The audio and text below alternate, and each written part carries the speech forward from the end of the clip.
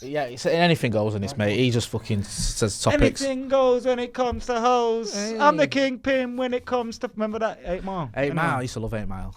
50 Cent. Snoop Dogg, I got a motherfucking boob job. Dr. Dre 2001. Those are DRE. It was just 8 Mile, really. We were talking about them. But all right, guys. You just Everybody in the 313. Yes. Hey, it's all about M44, Now mate. while he stands, Don't worry about that. notice that this man did not have his hands up. This free world's got you gassed up. Now who's afraid of the big bad wolf? 1, 2, 3 to the 4. 1 pack, 2 pack, 3 pack, 4. Hi guys, welcome to Full Time Devils. This is the podcast. We are back. I'm Adam Mckola. I've got Andy Tate to the left of me, and on my right I've got Mr. Webby and of course Jay back in the house as well. It's the international break. It's getting close to being over. Guys, you had a good break? Yeah, relaxing. Took a bit of cricket in. Went down to Wales last night. I'm looking forward to Saturday. You know, not really. Well, let's pause there because you said you went down to Wales last night. Yeah. You were hoping to see Dylan Levitt make his debut. He didn't. He will do soon, I'm sure, probably the next international break. But you saw Daniel James score a worldie of a goal, his 4th goal of the season. Yeah, he did well. Obviously, he stayed on for 50 minutes. Obviously, it must have been planned with the club to come on. Bale come on for him. Did well. Could have had another couple of goals. So what you're saying is he kept Bale on the bench? Well, no, I wouldn't say that. Yeah, you're saying Daniel James is better than Bale. No. That's basically what you're saying. Basically, the kid did well. He's carried on and he's probably been our best performer so far. And like you were saying before, people was having a go that was signed from the Championship club, but I like all that. The people who are hungry, what a fight, you know what I mean? Not just coming in for the money, you know.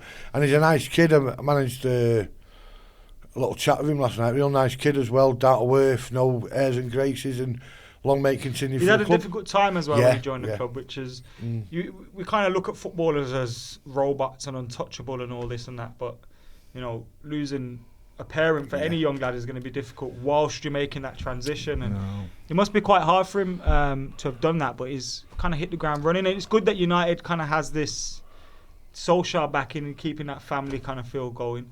How was your international break, Andy? Yes, spent a week in Spain, Malaga. So I was watching the Southampton game. Did anyone catch Andy raving? I did rave, and I sent it through. Yeah. I did. Yeah, I said a bit after the game. We should have got Andy to record a travel vlog. Well, he did his IGTV video. He's propping up our IGTV single-handedly, Andy. Just wasn't very, very disappointed with the result. 20 minutes to go, and you get 10 men and you put on Matic. So I was like, oh God. I was in the bar, I was like, another double vodka, please. But we was talking about that because I was over in Norway with Wes, and for me, it wouldn't have been a bad thing that he took Matic. Wait, you dropped that name. It wouldn't have been a bad thing you've seen it before in other games that they've took these kind of defensive players off. Now he wouldn't have been happy. He's come out on social media and a few other idiots we've got there having a go directly at the manager. Can you imagine that on the Fergie? They'd be bombed out now. They won't play again. You know, he's making his comments about if it goes wrong. Yeah, I get where you're coming from. I know you tweeted something about Macca, but I looked at the whole thing and I think, was it as bad as it was made out? I don't think it was bad. Was it him just saying, like, that's the manager's decision, he lives and dies by it, I'll just do my job? What struck me, and I know players are arrogant and all think they should start every game. Yeah. But Matic, sit down. I've never really thought of Matic as a problem, as like a He's problem. Not a problem. You know, like, he just seems to get on. Even like after Mourinho left, he was one of the few that, like, when he was pushed, was like, I'm not going to get into all that. You know, we'll just move forward. I don't know. I didn't think it was as bad as was made out by some people. He was basically saying the manager's going to live and die by his decisions, whether he picks me or not, which I get. But then, on the other hand, Matic, you were awful for a lot of last season as well, and you're part of the reason your manager got sacked. And, like, you know, just shut up. Why say it in the first place? You don't need to say it, is there? You're getting kept out of the team by McTominay. Maybe you need to look at yourself first. I mean, it pains me that after you remember we had that midfield three when we were winning under Ole of Herrera, Matic and Pogba. MPH. And it was like Matic was like the weak link there, wasn't he, really? Do you know what I mean? Even which was a good weak link. Yeah, which was a good weak link at the time, and now it's like obviously Herrera's gone. Matic's just not even remotely. And it's not that he's an awful player, it's just players' age. It's mad because when we signed him as well, his first few games. I'll always remember the game he played. Obviously, it wasn't playing for United. He played up at the Etihad against Torre, who at that time was probably one of the best midfield players in Europe. You know, it hurts me saying, but Chelsea win the game 1-0, go on to win the league, and he has Torre in his pocket all game and thinking, what? Because don't forget, Chelsea sold him, didn't they? As soon as Mourinho come back, they bought him back. The previous manager sold him, got rid of him. First thing he did, Mourinho at Chelsea, was get him back. And virtually, he was one of the main cogs in winning the league. And unfortunately for us, it's just seemed to have gone backwards towards the middle of last year. We got him just at the wrong time, didn't we? I think. I mean, he's not been terrible for United. I know he's not. He's still here, and he may well have some more good games for us. But I think Chelsea use that money for Kante as well, pretty much. Don't tell me that. Goddamn. I know. International break's been... Yeah, definitely. There was a thing I liked from seeing from Matic this week. You've seen him waiting for Ronaldo with his kids. With his kids and that. You would want your dad to, like... Imagine your dad played against Ronaldo and you never got a picture with Ronaldo. You'd be like, Dad... You know what I mean? I think that's the closest he got to him on the pitch. With his kids. Nice. I watched a bit. It was a good game, that 4-2, isn't it? 4-2, yeah. Good game, you know. Did half right, Portugal, you know. They've been about to, when the finals come around, they've got some good players. Obviously, the kid at City, the kid we should have signed. No, did I? By the way, if you catch me and Jay just looking over at the camera, like really worried, it's because we're just checking to see that Nick can still hear Webby, because he's just like, the mic's like, Can you wait a minute? Tell you something now. Hey. This mic's in my way, lads. Oh God! I watched the Holland-Germany game. That was a good one as well. 4-2 for Holland. That was a good game. Been some good games. There's obviously as well. There's a game tonight in England play tonight. Well, let's not say tonight. No. That's the point I'm making. Is people might be like, international break. Yeah. So when Kosovo. Is the game being played at Southampton? Yeah. And why? When that's good. Yeah, but I'm not bothered about why they spent all this dough and why do it affect the teams who go down to the FA Cup semi-finals if they're that skin. They've got a chance of making money tonight. Can they not sell out? What is it? That's a better point. What's that, sorry? Like, if they can move an international game... Why can't they move a semi-final? Why can't they just play all the England games at the Wembley? Yeah. The thing is, as well, we're so skinned, and the affection us. We've been to semi-finals, and we've been lucky enough to win semi-finals and go back for the final. But if you look at these clubs who could never probably get to an FA Cup final, for me, well, look at Watford last year. Yeah. You know, you're going twice. You know, it takes it out of you. It does for me as a United fan. I just think it's the whole. Yeah. Wembley. You're buzzing in the semi-final. You're buzzing, aren't you, for the final to go down there? But I know it's a lot as well. I know I only live around a corner and all that, but going Villa Park for semi-finals was amazing for me. When I think back to Watford 4-1, I had one of the best days of my life there. It was a weird game. I don't know if Kieran Richardson got booed, which is a bit strange, but I loved that game. That 4-1 was amazing. Yeah. We were doing the whole players on the left, players on... That was buzzing. And then Villa Park 2-1 against Arsenal. That was a great. I was going to say the Ruud van Nistelrooy one, but that was against Villa. That was 3-2 when it was in the 3-2. The third round. I actually watched that the other day. Sunday night, it was 7 o'clock live on the BBC. United took the ground. It was mint. It was mad, unbelievable. There's a little bit of a pitch invasion. I was there, son. I was there, son. It was mint that. But obviously the best one. We used to always get tickets to Villa games. In the away end or in the United section because we knew someone that worked for the Villa ticket office. And before they sent the tickets to United, they'd give me and my dad one. So I skipped the ballot for them ones, which... Don't let Sam know. I don't do ballots. He doesn't work for them anymore. Obviously the best one for me was the gigs on my birthday, 14th of April 99. Just what a night. And like you say, we've had some great times at Villa Park. Semi-finals and against Villa. There was one when we won 1-0 with Scholes scoring. Yes, and there was absolute murders outside the ground that day. Phil Neville in midfield, was it? Yeah, Philip Mint. Unbelievable. Yeah, we beat them because Arsenal were the top dogs. When was that? 2004. Yeah. Is that the Scholes in the semi-final? Scholes was under a bit of pressure as well, wasn't I can't remember. I just remember Scholes scored in the first white shirt. When they would have. Was that the Invincible season? Yes. Even though it, and also, I've never seen so much trouble recently outside the stadium than I did that day. It was absolute carnage. That was following on from the league match where the Keown at the end when we missed the penalty because it was was bubbling from that. Yeah, I think you might be right. Yeah. All these Arsenal wars are all over, scattered in my head.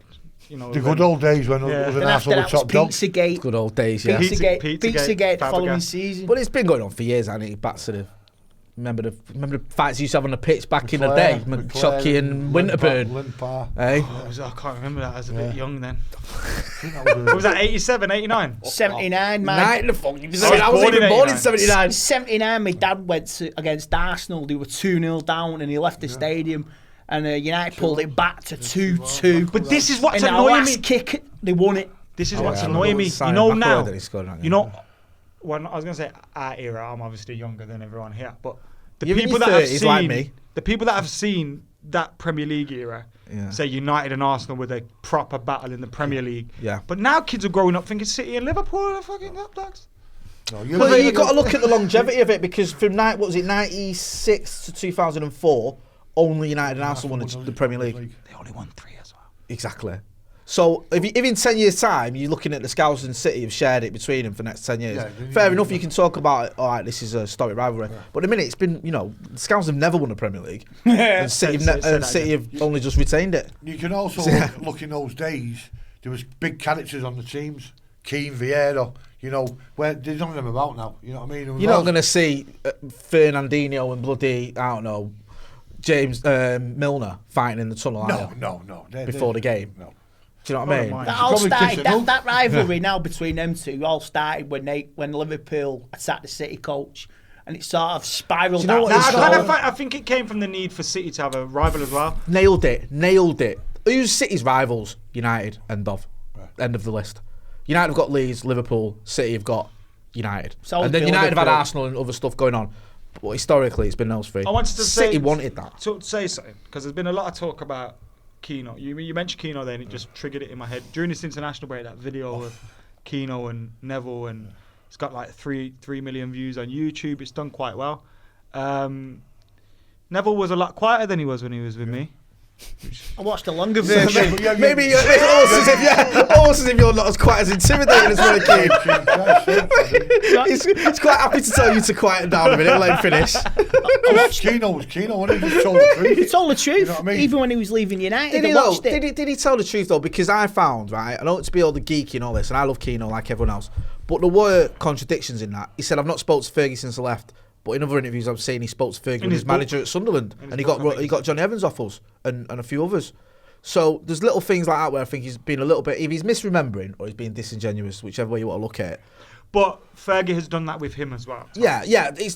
And I think like the whole thing about, I know this is going to sound ridiculous, Webby, and you might remember this, Andy. You might be a bit young, but the whole Darren Ferguson thing, I think, was a bit unnecessary. Yeah. Because like Darren Ferguson came in for a dozen games when we had an injury crisis, did a job at the start of the season, yeah. and we, won with the first season of the Premier League. I'm not saying Darren Ferguson was a mid-play, he wasn't, but he did a job for a little time. Dublin 3 points at Southampton. First 3 points of the season. You know what I mean? I was there. Do you know what I mean? So it wasn't like Fergie said, "Oh, my team's struggling. He's shit, but he's my son. I'll chuck him in." I thought he was half right. He was. He's half right. So he's not going to be a Roy Keane, is he? He's not going to be good as him, but he did a job for him. Exactly. And then to say that, I thought was that no need. Throw his wife in there. It was only a joke. That was a bit low. That was low. Do you know what as well? You've got lots of ammunition without going. Get your wife. Oh, your son was shit, and your brothers are dodgy. You know, and you don't have to go down that route. In my opinion, I just think now you got to look at it like with what happened to the boss last year. I think he's got to give your heads a wobble, phone him up. He got asked about that, didn't he? When he had the health scare last year, did you think to Corbyn though? No. I just thought that was pathetic. But I think I'm one of these people that, with that, I know they've had a big relation, they should. But I feel like if you're not friends with someone when they're alive, don't pretend to be when they're Fair enough. I get I just find that a little bit. I get where you're coming from. That. Yeah. So I kind of get that. I get it was a bit spiteful, which... Like I tweeted at the time, think of the kids. Like, just think of us. Like, just take yourselves out of it and like used to achieve such great things together. You've given us so many good memories. It's like watching your mum rip into your dad. You nailed it. They couldn't have done it without one another. They couldn't have done it without one another. Yeah, but absolutely. I feel part of it comes down to the fact that the class of '92 are lauded when Keno did as much, if not, was more important than them. I think you might have even tweeted something about this, Mckola, and I think Keno's mentioned it as well. This whole brand of the class of '92, and I know, like, I'm not disputing what the class of '92 did. It was phenomenal. All came through at similar times. But Beckham Beckham, Scholes and Giggs, Keano was better, like a better footballer than all of them. And he was more important than a lot of those as well. You can't, what was it, 12 and a half years? Captain us for 7 of them or whatever it was. The guy was a phenomenon. Not just like the 99 season, but so many seasons where he was like the best midfielder in the Premier League. Like, standard. That was just him from like 95 onwards, probably 96 onwards to about 2002. He was the best midfielder in the Premier League. We won countless trophies. 98 we didn't. The reason we didn't win the league in 98 is because he got injured. It was at Leeds. Leeds crucial. Yeah, when Haaland made the mistake of standing over him and giving him back shit. for that, didn't exactly. So you can't just dismiss Keane. He was an amazing player. Webby and Andy, you might argue. I was a little bit young to remember Robbo at his peak. So for me, he's the best midfielder I've ever seen. He's Roy Keane. With me. Yeah, he is just the best midfielder. My dad shouts to him. Yeah, my dad's the same. Yeah, my dad's like Robbo 84 is the best. Scenario with Robson and Keane. Robbo virtually carried the team. Keano had great players all around him. Yeah. Robbo never. He had the odd two, Moses and then Wilkins, and he have a duck egg on the left. You know what I mean? So Robbo carried our team. There's one goal what sums Robbo up against West Brom. He wins the ball in the edge of our area. 15 seconds later, he's heading into their net. That was Robbo. And obviously, he got a lot of injuries, especially for England and United, and we did suffer. We could have probably won the league with Robson in that team because he got them going. But he was out for too long. He's done his collarbone in every 85, 86. 4 months or something, and we lost him. Yeah. And without Robbo, we could have been. It's doomed. mad because you're right. I look back at some of them games and you look at some of them like the 3-3 at Anfield. I was watching that the other day when Whiteside with that tackle on McMahon. Some of the other end. Yeah, some of the players Colin Gibson got sent off. That's what I mean. No disrespect to Colin Gibson and players like that. Gordon Strachan equalising with a cigar and there's a scouser. Yeah. You see him on match of the day in the cup like that. But this is the thing, Gordon Strachan, good player and all the rest of it. But you look at some of that team and you think, not the strongest team. Do you know what I mean? Well, you look at Keano's team, other than maybe 2000. But I do think Keano was important in terms of, Keano was the manager on the pitch. He kept everyone in line. He kept the standards high. He kept, you know what I mean? And not only that, and I think people forget just because he was a bit of a mentalist, flying around into challenges, and he did Haaland and. He was an absolutely quality footballer. He could pass the ball out from the back. Earlier on, when he first come from Nottingham Forest, he was box to box. Yeah. I know you say that. I remember him popping up in the box, scoring goals all the time. And then he dropped a little bit deeper and allowed post goals to kind of drift further forward. And I thought he was incredibly underrated as a player because of how good he was as a captain. People say sometimes, he couldn't lace Vieira's boots, and I think, what are you saying? What? His touch was mint. His touch was mint, and he could pick up. What did we pay for him? Was it like 3 million? It was a record at the time, wasn't it? I remember his debut against Sheffield United. He scored 2. Do you remember? I'd say once we were in Altrincham, right? Me and my mates were 14 in Altrincham. I've told his Macca, and we saw Lee Sharp and Roy Keane, right? Just shopping in Altrincham. It was like, fucking hell, it's Roy Keane and Lee Sharp. So we ran over, and mate had Keane on the back of his shirt. He's Irish, my mate. Black United shirt with Roy Keane on the back. Lee Sharp, I got him to sign me ticket stub. Roy Keane looks at us and went, fuck off. Fuck off with you. Right? To all of us. And I was laughing my head off, right? My mate had Keane on the back of his shirt. He went, look, Roy. He went, fuck off. Oh, yeah, there's a few things there, a few things. I was like, wow. When we went to the club at Kells, so that'll stay in my mind forever about Keane. Great bloke, very, very dry, Yeah. But obviously, when we've been at Dues and he's been there, he's still all over the old players, Maisie and all them players, and he's still got time for them.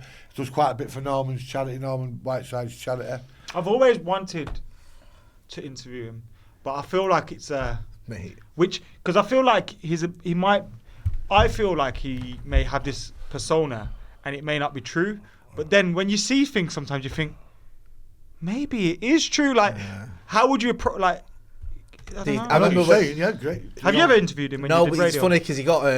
Remember that taxi driver accused him of assault thing, and he got not guilty. Then he got acquitted, and took trigger for another walk. They had to go. It was at Trafford Magistrates, wherever it was, town magistrates, and they were like, "We're gonna have to go and report on this. So we're gonna have to wait outside court and see if Roy Keane was he'll speak to us." I think I rang in sick that day. I was like, "Yeah, fuck that." Right. And I had reporter went, and she just said to him like, "Roy, have you got any reaction?" He just ignored it. He didn't say anything. But I thought. I didn't fancy that one. I do remember it was a reserve game after the World Cup 2000-2003 season. Mick McCarthy was in the stand at Altrincham and Roy Keane was downstairs And you could actually, me and my dad was like, fucking hell, you could sense the tension. Yeah, You're finding each other, but I remember you're like, when I whoa. went to United, one day... You got some great pictures from that, by the way. I'm going to send you some pictures, but just look at some of these pictures from Webby when it was like the ones with Zizou. Oh. You got one with Maldini. Hey. Yeah. Like, you didn't have... What was your exact job role at that point? No comment, Your Honour. Photo bombing. Security, I was right. full-time security Yeah. in charge on a non-match day at the training ground, so I managed to it was part of the job. So, like, before a European night when players trained on the pitch... I had to go back to the hotel with him. It was normally the Marriott up in Worsley, and I wasn't allowed to leave until their person said we're happy, you know, and then it was back the next day, and then sometimes to the airport after the game. So a European Champions League was an absolute nightmare for me for 3 days. The day before, the day of the match, and then the debrief. And then if it was home again at the weekend, it was just an extra week. But I've managed to get in a few places and have a You few get where water, can't you? Correct, yes, correct. But going on about Keno there, we was at a do a bit ago, and obviously he let on, like, obviously remember from United days, because there's a few times I was with him when he was on the booze. And my mate who'd been at the charity do, I'd auctioned and paid for something, and said, can I have a picture of Roy? And this look on his face, it's like he wanted to kill him. He just gives something like 15 grand in from the auction, and Keno was growling at him. And that's just Keno, when it puts that perspective. Do you want to go and interview him? It's like, if I saw him, he's my hero. Yeah. I wouldn't be able to stop that excitement, but then it's like... You scared? Keno... What kind of mood he's in? Can I have the old saying, don't Can I have a picture I know what you mean. Like, because he's old school, innit? Yeah. Like, maybe he'd be more open to an autograph. He'd be like, all right, but... Yeah. I wouldn't run up to him with my camera out, that's for sure. Yeah, That's, I remember. that's a decade waiting to happen. We did a Q&A once with Lee Sharp, and I brought up that story about the time I saw him mulching him, and he said he'd seen Roy Keane recently, and they were at a hotel, stood outside a hotel chatting, and a guy came over and went, "Excuse me, sorry to interrupt, can I just get a picture with you in the background?" And Lee Sharp was like, "Yeah, whatever." And Roy Keane was like, "No," and the guy was like, "Right, sorry," and just walked off. So it's like, we've got a few questions. I know we've been reminiscing a little bit. Asked for some questions on the podcast today. Snake Hip Sam, our mate, says, is there any light at the end of this tunnel, or are we as really as shit as it seems? I think there's light. Might take a bit of time. Yeah. You know, It's the speed of the rebuild, isn't it? it's going to take time, mate. You know, and the board's willing enough now. Now they know what's going on. I'm willing to give Solskjaer a couple of seasons, but will the board? You know, it's an hard one. You know.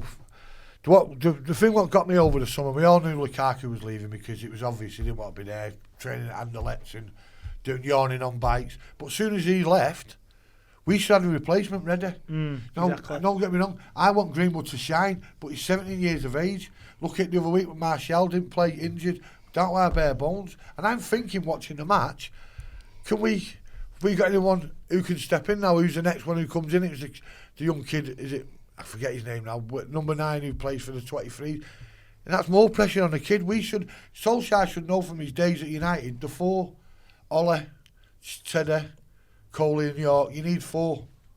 was that not a one-off though? That, Yeah, but because I think- people No, talk I about think that. in a one-striker system, like we kind of have, you can get away with playing with having 3. Yeah. But the problem for us is Rashford plays when Marshall plays. Yeah. So 2 of our strikers are playing at the same time. Yeah. So that is an issue. But I agree, there is a light at the end of the tunnel. I agree. The problem for me is I don't know whether...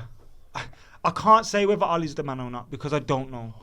He needs time. He needed more players in the summer. Yeah. He'll need players in January in the window. Will he get through to that window? That's the is one, the other question. Yeah, and that's a good one. Andy, what about because yourself? that's And the I'm one. going to say, I've heard the Ollie Out Brigade, and I think they're a pathetic bunch, even if it's a small minority, because I'm willing to give him time. I'm willing to back him. I'm not going to turn on a club legend.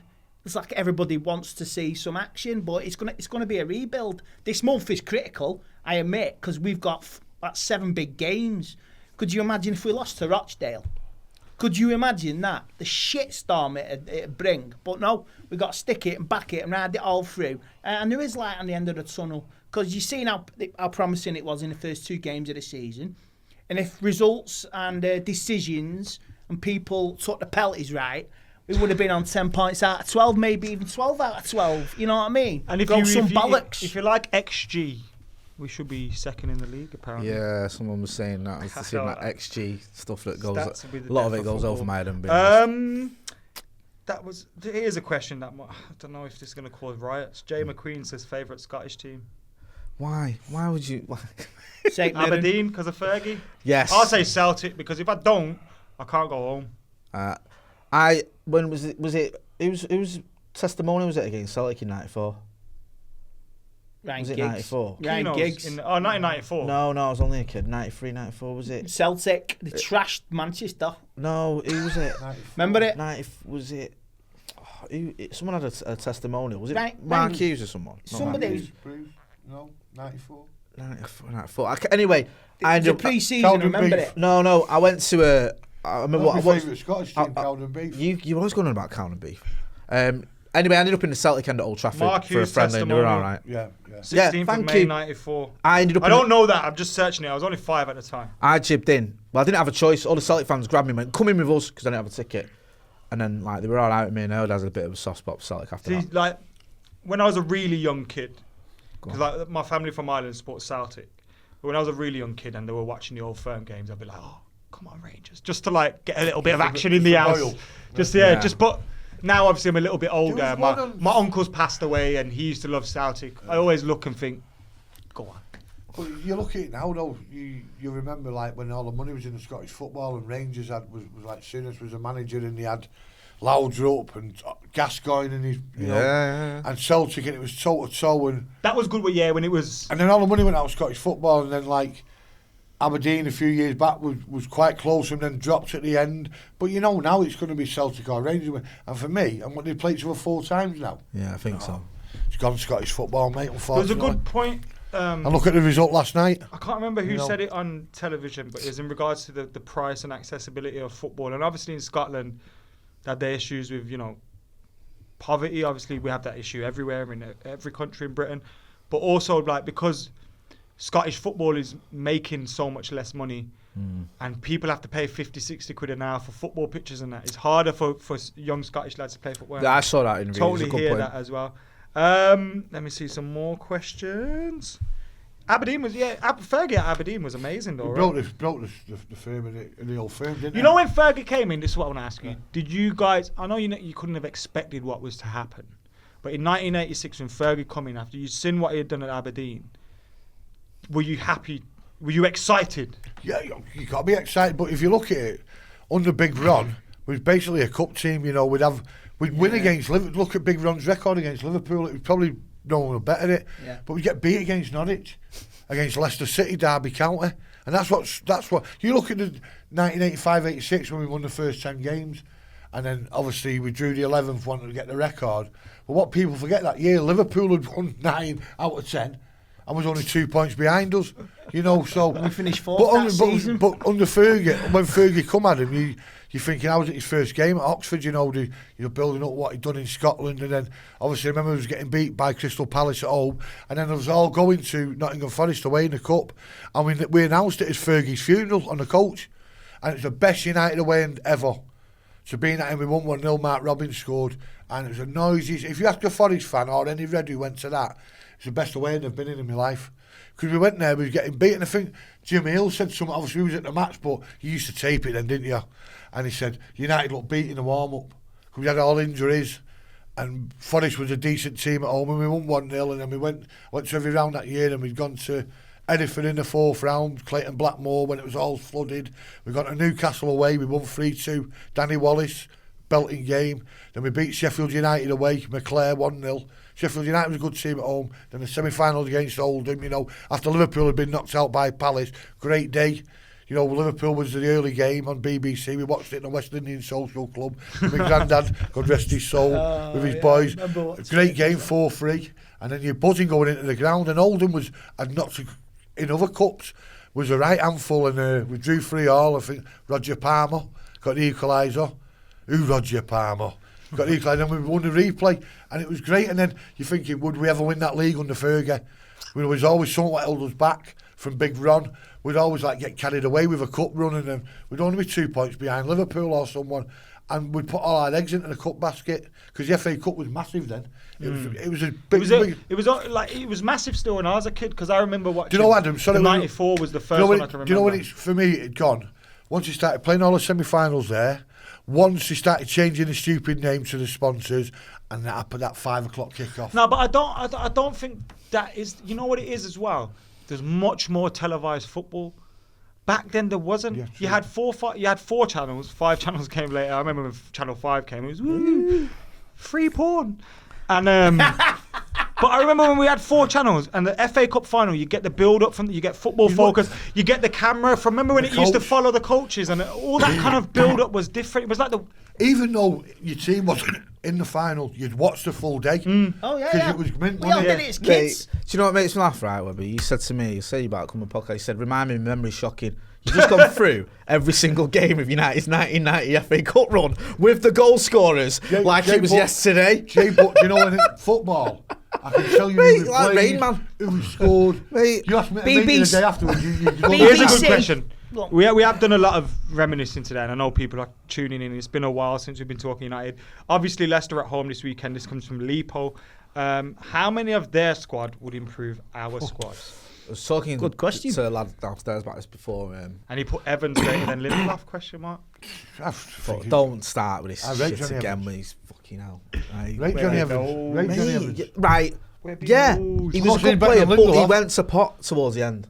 Okay. Come back. All right, let's not get stuck on this debate again. Right, sorry.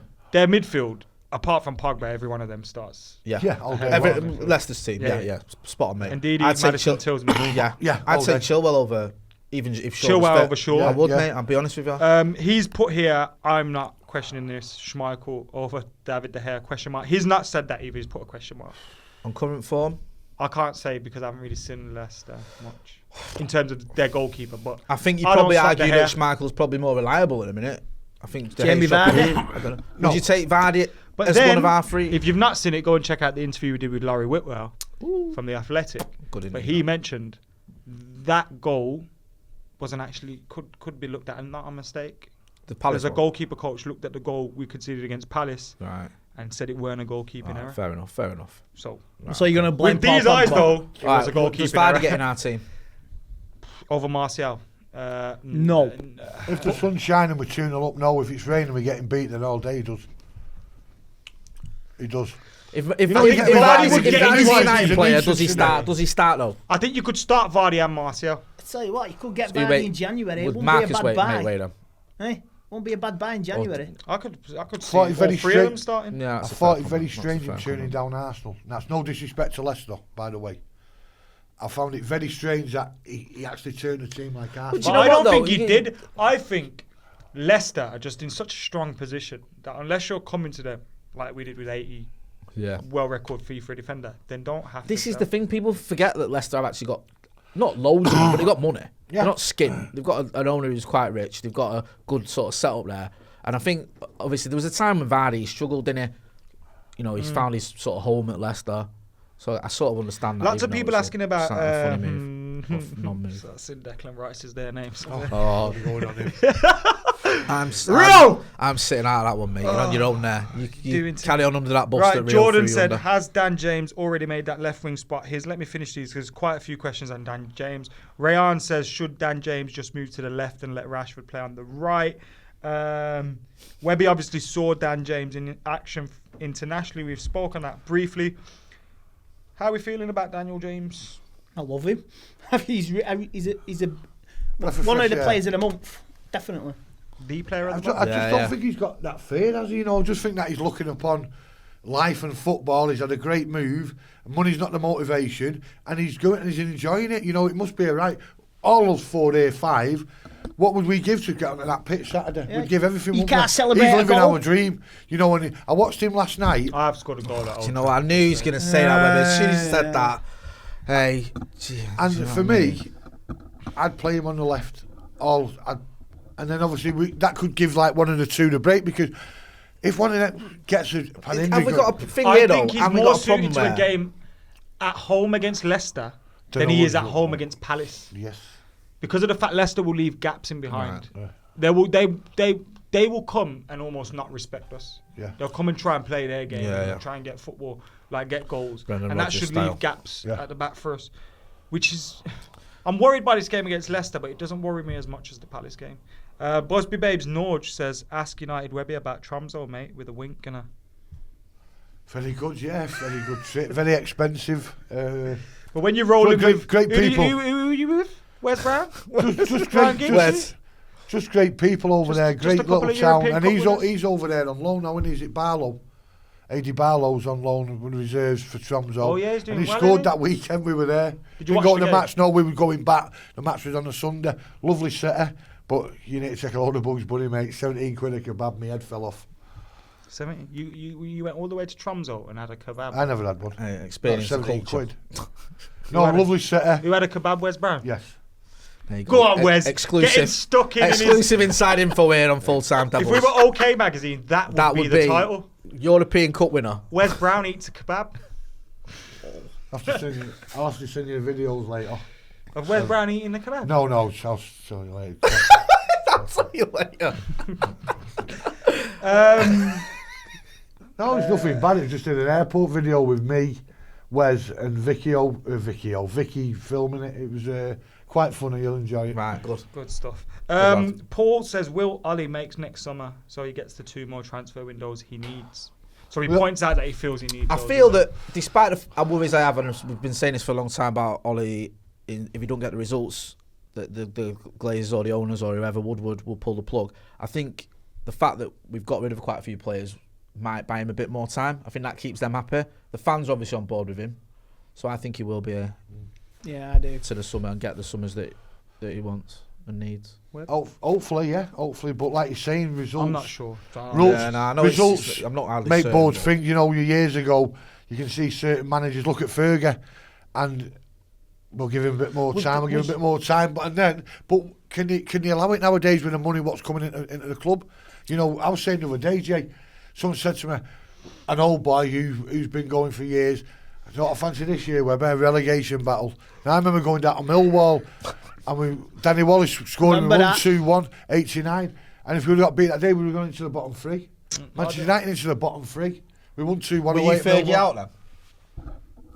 I was too daft for in and out. I know, that's what I see. This is the thing. Like, I was never. Like, this is why people get onto. Like, people tweet me like, "Oh, why aren't you on Ollie's case?" And I never ever used to come out and say, "Sack Jose Mourinho right now, please, right now." I'd come out and say, "Oh, I think his manager was a bit shit, or that game was a bit shit, or whatever." Like, we're in a position where we go to games. We're fortunate enough to go to games, and when I'm there, I want to see us win. Yeah. I don't give a fuck if it's... You get to the point, I remember you did it on a Fancam once where you're like, I'm not going...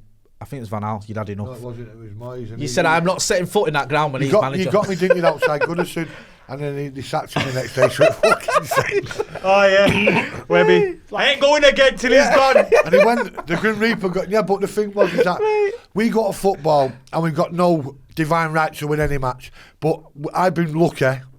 I've seen some great players. I've seen some great teams at United in the 90s. We all have. And it hurts now to see some of the dross what had been pulled over 3 or 4 years. And it's been absolute. And I've walked out of games bored. I've become the snake champion of the world under Van Gaal. I got to number 1 from 400. We used to do the quiz. We were doing the quiz at United. We stand. You know, and like during the game. Like when people were joining in around us, like, you know, you scored. That was when we had like pictures of people balancing coffee cups on people's heads. You know, something to keep your mind ticking over because it was Wes Brown. Ross Parkinson says, do you believe the Edwin rumours? So for those that don't know, there was a rumour going around in the last week that Edwin van der Sar, who's currently CEO of Ajax, is close to becoming our director of football.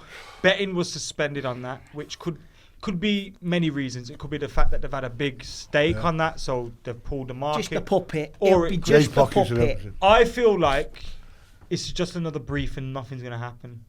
Do you know what? Looking at it, he's over there. He's back home. There's no pressure on him.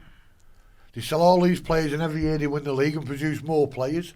Why does he want to come over here in his current standard? I know what I'd do. Personally, I'd stay over there. But it is Manchester United. That's no disrespect to Ajax. But this should have been done in the summer. Or 2 summers ago. Not halfway through the season when there's a bit of pressure on the manager. I just think that it should have been done, whether it's Van der Sar and he's talking Darren Fletcher wanting it a bit ago and other people, it should have been done. But it hasn't been done. So I don't think it'll happen. I don't think we'll ever get a director of football in because he wants to be in the limelight himself, Woodward. That's it. He wants, nothing about football, but he wants to be the centre of attention. That's it. I don't think it's a case of attention, although I do think when you make comments such as no team can do what we do, you're kind of asking for that. And I have no doubt he loved the kind of, that the Twitter figure that he became at some point. I have no doubt about that. But it is like every time there's a convenient briefing to the press and then nothing actually really happens. I'll tell you one day when you was interviewing, it wasn't you, it was Huddersfield away in the cup and Gaz got me. Yeah. And I'd been in the director's box, me and Mickey T. That plant pot signing shirts. Got that name now? He's signing shirts. Why was he signing United shirts? But listen to this. Chris actually cut the bit off when I've gone. I'm talking to him and I've gone, he's walked past me, Woodward. Kids come over and I've gone, look at that plant pot signing them.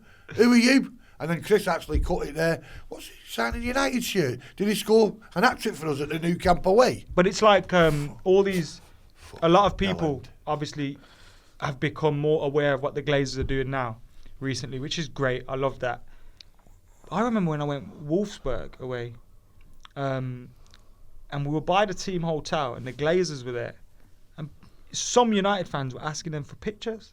And my head fell Didn't that off. happen in Barca last year, though? I was thinking, how the fuck are you asking them for pictures? People said that happened last year against Barca. They were getting pictures. I'll always remember one thing, what just summed it up for me, the state of our fan base, is that when the green and gold come out, and it was with the T-shirts, the scarves, the hats, the socks, everything, this lad's come down past me in my seat in the West Stand.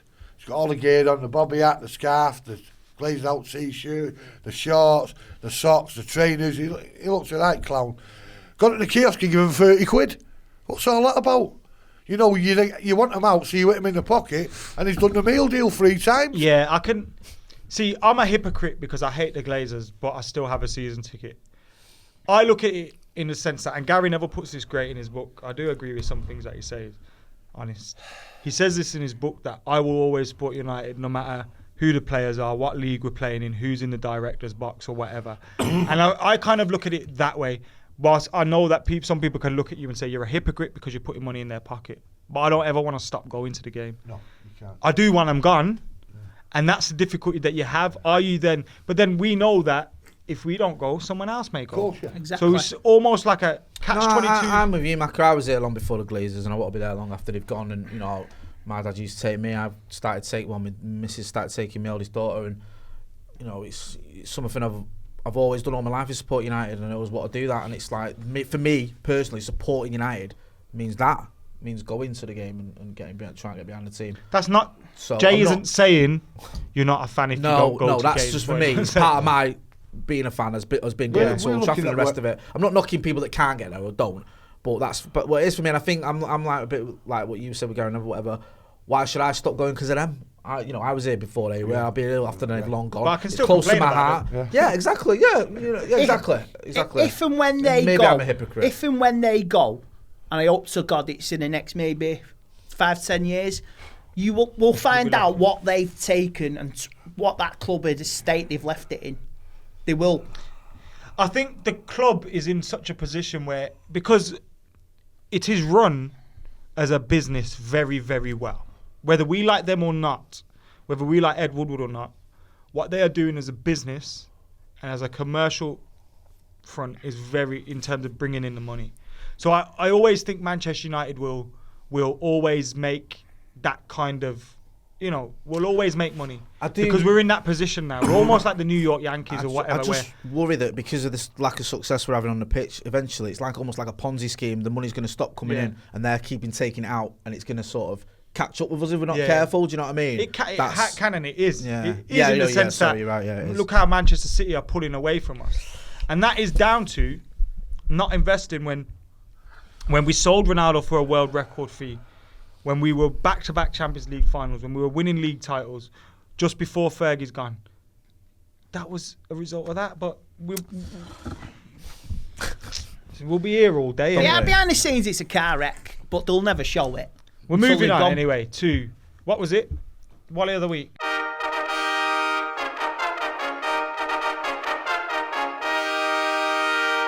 am Madam Mckola. Yep.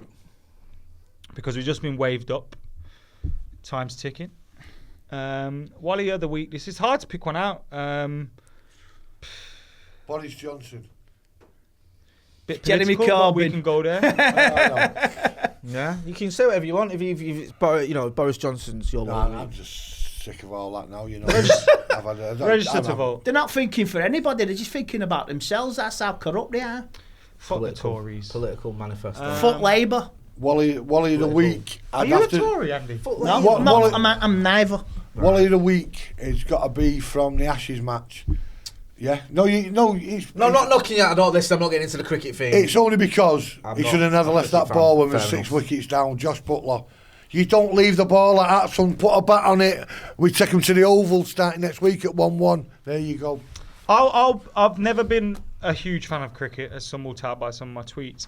But in 2005, I was doing my GCSEs, so I had a lot of time off school, and I watched that Ashes series, and it made me love the Ashes. Yeah. And I've been watching this series as well, keeping an eye on it, and dropping Smith as well a couple of times when. I don't know if they dropped him, but they could have got him out a few times when they didn't, and then he went on to get 200. And then Machine. Game unfortunately. over. The wet wipes, the Wally of the week is those people that were actually upset by him putting glasses on and celebrating, saying he was taking the piss out of Leach. Grow up. There's a lot of wet wipes. You can't celebrate. You know what I mean? You scored a goal in the 8.5 minute Old Trafford, Dan James, and you can't celebrate. Bollocks. My Wally of the week is Tony Evans. Who's that? He's a writer for The Independent, and when England won, what's the headline? England won 4-0. Kane gets a hat trick. Sterling bags his 7th in 7 games. What's your headline got to be? Surely England are smoothly cruising to Euro 2020 qualification, Jay. That's not going to get them clicks, man. Come on. Let's throw Marcus Rashford under a bus for no reason whatsoever, other than to get some clicks. But do you remember when it used to be Raheem Sterling? Yeah, and that was the problem. And then, no, but this is what pisses me off. All these pundits come out. Oh yeah, Raheem Sterling, great for speaking up. I'm glad someone's finally done it. It's great to see Raheem Sterling coming out. But then those same people every week want to talk about Pogba and Rashford in certain ways. Exactly. And I hate the way they act like Raheem Sterling changed. Like, he didn't change. The public outcry got so much that you had to start acknowledging you were bullying him and he's being always racist. been the same. He's always been a boy that paid for his mum's house. That is a dream. Imagine being able to buy your mum a house, but then some pricks want to criticise you for it. Did you see the video of H this week dancing, telling all the haters to do one? If you haven't, Raheem Sterling should have done that. Wally of the week, yeah. Go on. That's a good Wally of the week. I gave mine, didn't I? All right, sorry, Andy. I'm going for Jeremy Corbyn and all of them. I'm not getting all political, but he seems a bit of an odd one considering the mess that Johnson's in. Jeremy Corbyn should be Prime Minister, to be real with you. So he says Boris, I'm saying Jeremy. All right, fair. Listen. It seems like we found a Tory amongst us, guys. My balls are Tory. Right. On that note, this has been Full Time Devils. Nick is going nuts at the back. Calling me a wanker, I think. Wouldn't be the first time I've been called one of them. But I am one, so who cares if it's factual? Thank you for watching Full Time Devils. Make sure you're subscribing on Audio Boom, iTunes, Spotify, SoundCloud, all that good stuff. Like and comment and share and subscribe and get your thoughts in the comments. Get your Wallies of the week in the comments. If you've got any questions for the next one, get them in. Have you got anything to plug this week? No, obviously, back to normality, innit, for us. So, previews, watch-alongs, fan cams, all that stuff coming up for the Leicester game. Keep it locked. See you Saturday. See you Saturday.